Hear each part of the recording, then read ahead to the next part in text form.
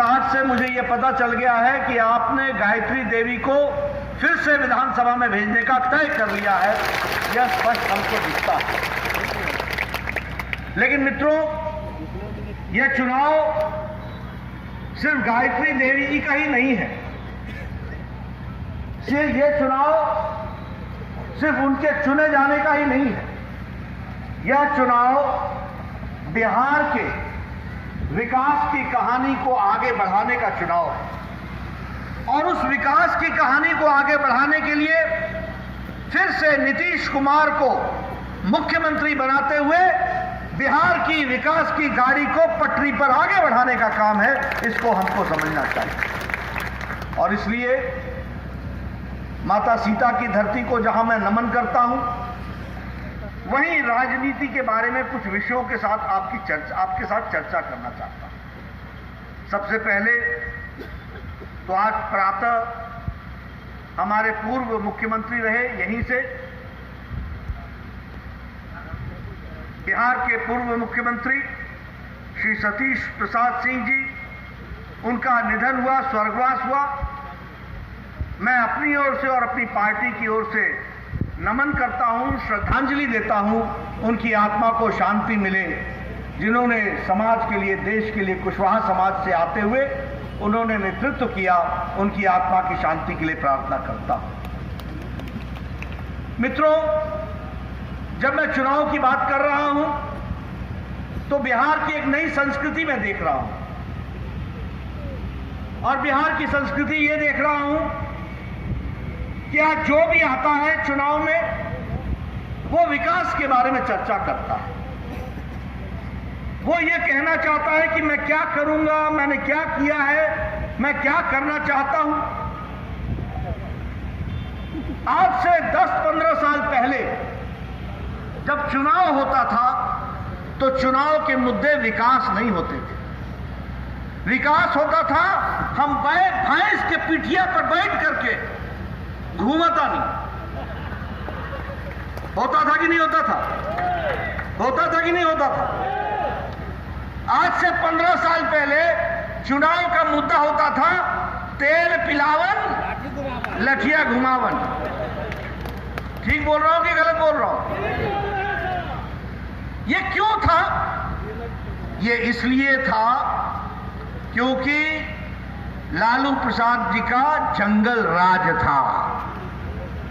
और आज राजनीति की संस्कृति, चाल, चरित्र, सब कुछ नरेंद्र मोदी ने बदल डाला है। अब आओगे तो विकास की कहानी लेकर के आओगे, इस बात को कहने के लिए ये अंतर आया है।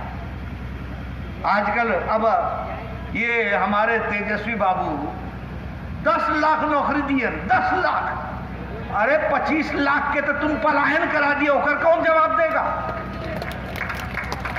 कराया कि नहीं कराया? बिहार से 25 से 30 लाख लोग पिछले 15 साल के पहले पलायन किए थे कि नहीं किए थे? और लालू जी बोलते थे कि नहीं बोलते थे? अंगोछा पहन के जाता है, टाई सूट पहन के आता है। तो लालू जी, इसमें आपका क्या योगदान था? आप तो इसको अपना अभिमान मानते थे। आज आपको विकास की कहानी कहनी पड़ रही है। ये इसलिए कहनी पड़ रही है क्योंकि नरेंद्र मोदी ने भारत की, बिहार की राजनीति की संस्कृति बदल डाली है। इसको हमको समझना चाहिए।